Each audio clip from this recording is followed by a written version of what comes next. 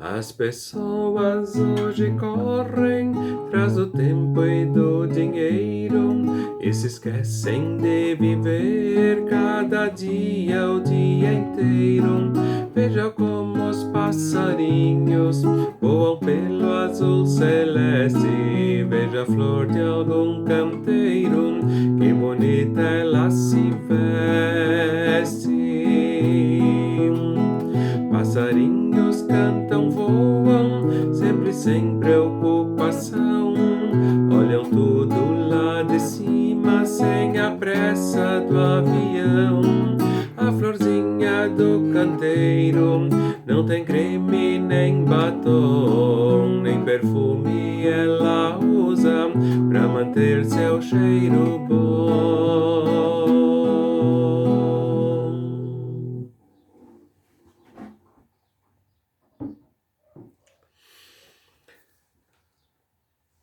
Tudo quanto outrora foi escrito, para o nosso ensino foi escrito, a fim de que pela paciência e pela consolação das Escrituras tenhamos esperança. Com essas palavras que são lema deste 16º domingo após Pentecostes, 12 de setembro de 2021, saúdo todas as pessoas que assistem esta gravação, especialmente os membros da comunidade evangélica de Lomba Grande e os membros da comunidade evangélica de Confissão Luterana Feitoria. O lema da semana de Romanos 15, versículo 4, ele está inserido no contexto de uma divergência que existia dentro da comunidade de Roma e que agora o apóstolo Paulo tenta, então, ajudar os seus leitores a superarem. E neste versículo bíblico aqui, ele faz referência à Escritura Sagrada e diz que a Escritura Sagrada, que no caso do apóstolo ainda era apenas o Antigo Testamento, foi escrita no passado, outrora, mas para o nosso ensino no presente. E que esta Escritura ela nos foi dada para que pela paciência e pela consolação da mesma Escritura nós tenhamos esperança. A comunidade estava dividida e precisava, portanto, praticar a paciência, especialmente por parte dos fortes. O apóstolo Paulo pede que eles a pratiquem em relação aos fracos. A paciência, por sua vez, ela precisa ser acompanhada do consolo, né? Diante da realidade de uma comunidade dividida, separada, e que é causa de sofrimento e de dor, e ao mesmo tempo a esperança de que há de chegar o dia em que no reino eterno de Deus essas divergências, dissensões existentes dentro da comunidade de Cristo, dentro da sua igreja, deixarão de existir. Realizamos estes momentos de reflexão, meditação e oração em nome do Trino Deus, que é Pai, Filho e Espírito Santo. Amém. A graça do nosso Senhor Jesus Cristo, o amor de Deus, o nosso Pai, e a comunhão do Espírito Santo sejam com todos nós. Amém. Queridos irmãos, caras irmãs, o Evangelho indicado para este 16º domingo após Pentecostes se encontra em Marcos, no 8º capítulo, os versículos 27 até 38, que eu passo a ler. Então Jesus e os seus discípulos partiram para as aldeias de Cesareia de Filipe, e no caminho Jesus lhes perguntou: Quem dizem os homens que sou eu?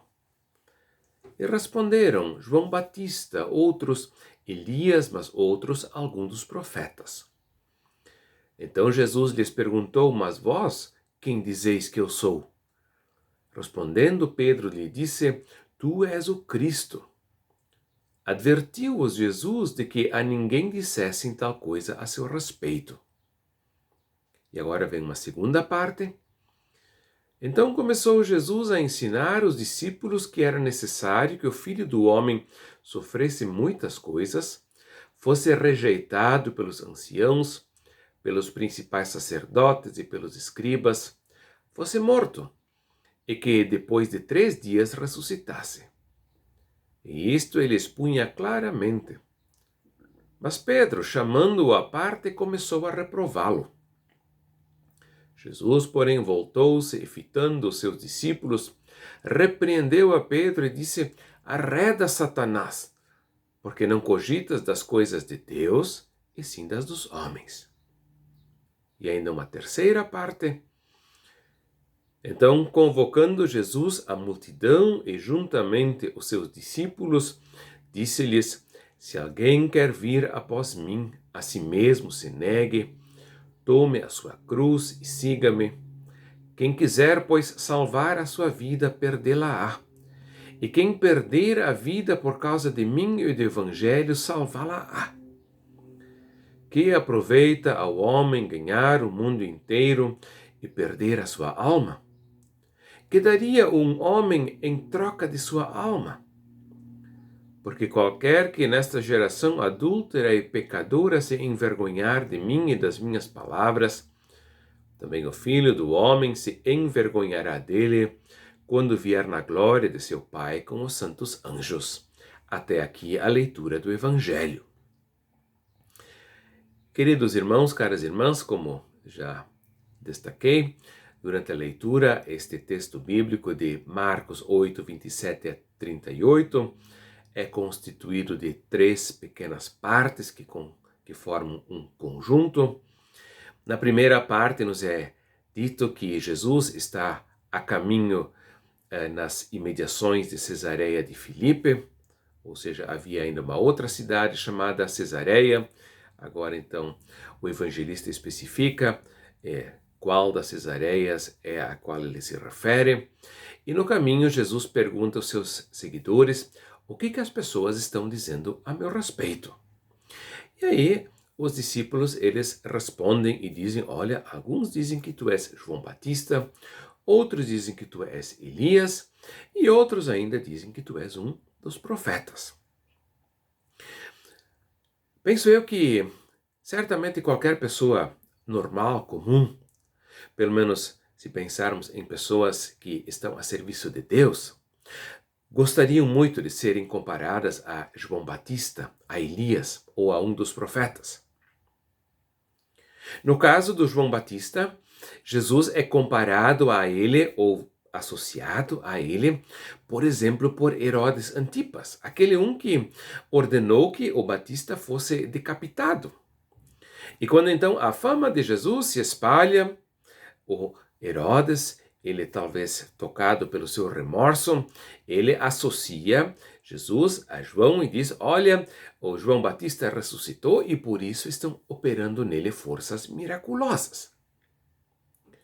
O Elias, por sua vez, ele é mencionado no Antigo Testamento como sendo aquele que haveria de vir antes do grande dia do Senhor.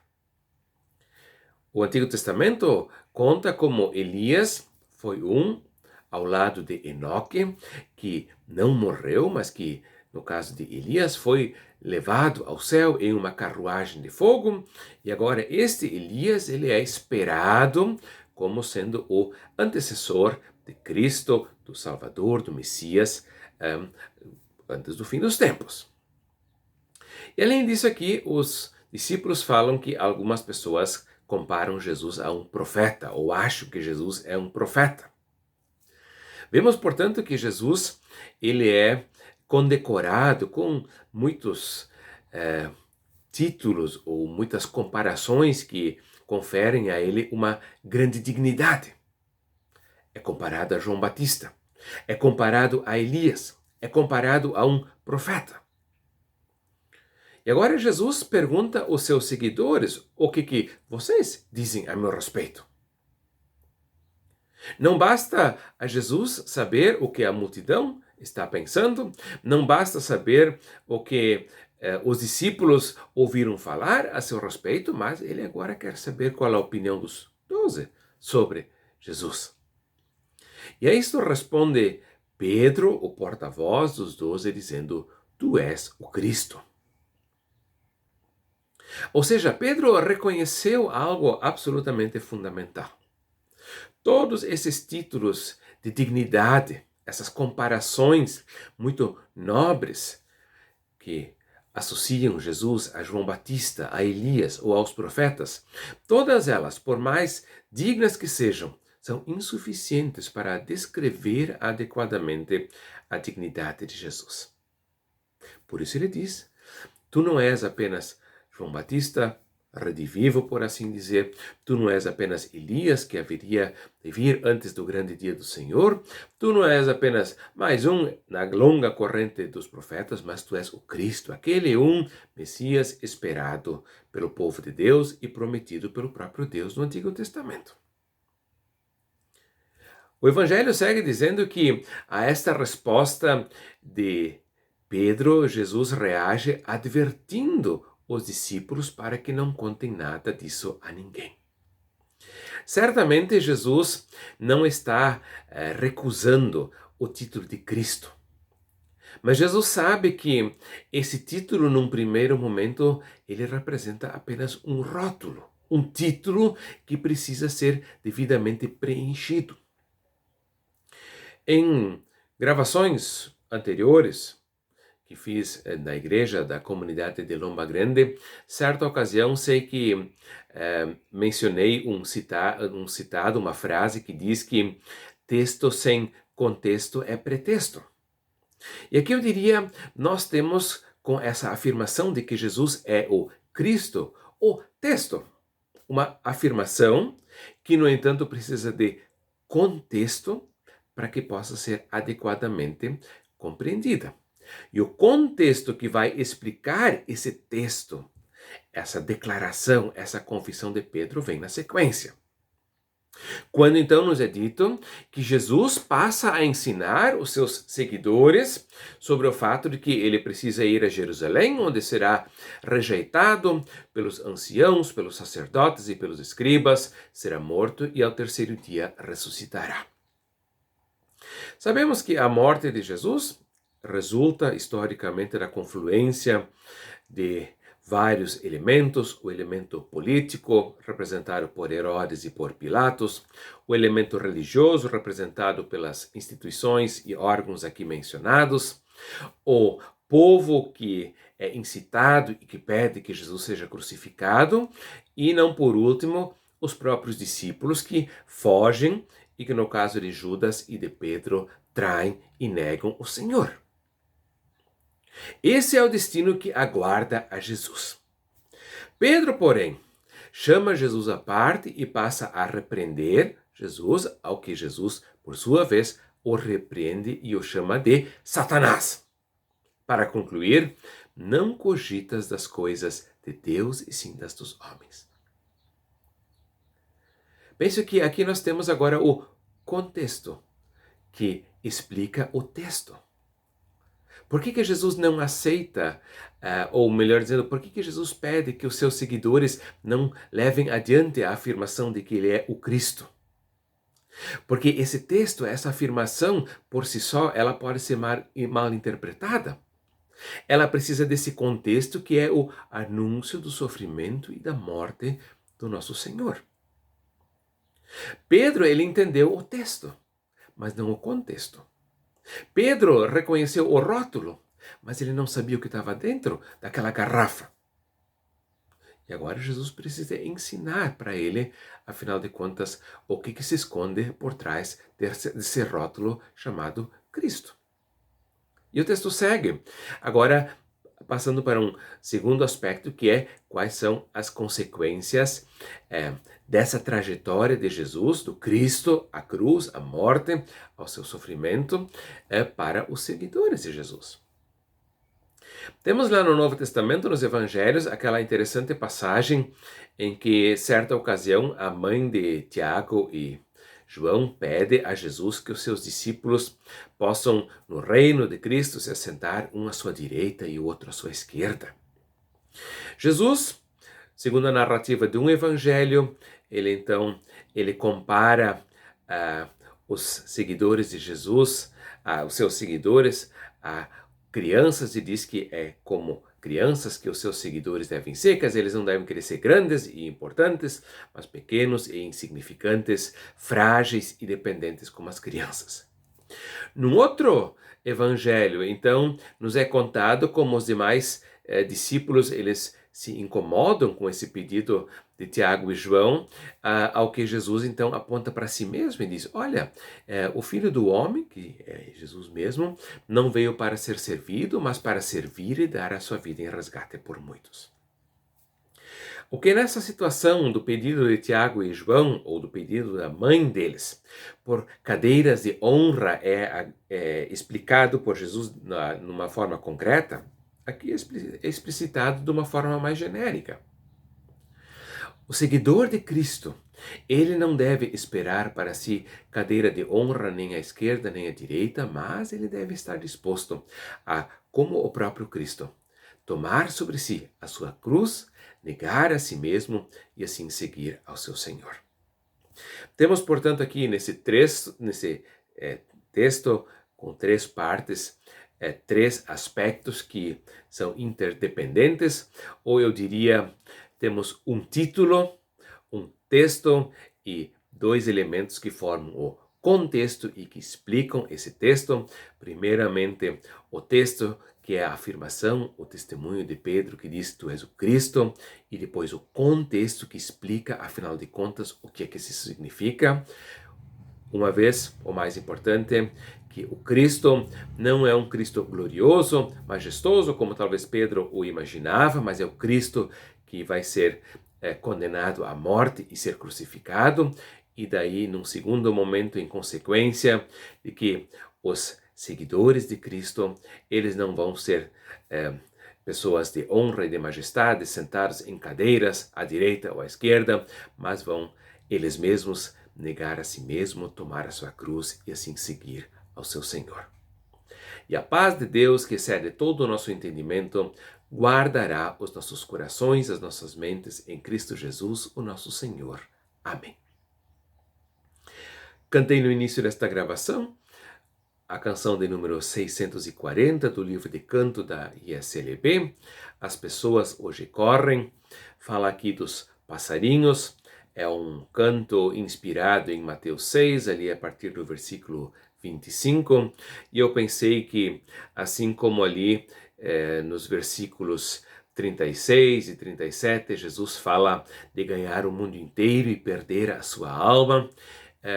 Os passarinhos, eles podem nos servir de inspiração, afinal de contas, acho que eles não correm esse risco de querer ganhar o mundo inteiro e por isso também não de perderem a sua alma, e por esta razão tomei a liberdade de escolher essa canção.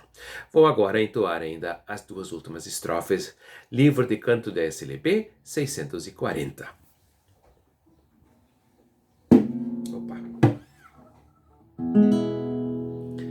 Quem acolhe os passarinhos e lhes dá água e comida, quem perfuma a flor do campo e a veste colorida, veja o que Jesus responde às perguntas anteriores. Deus protege os passarinhos e enfeita as lindas flores. E se Deus cuida das plantas e das aves dá o ninho, cuidará também da gente com amor e com carinho. Amparados desta forma, Deus espera que a gente faça um mundo mais bonito, mais humano e mais contente.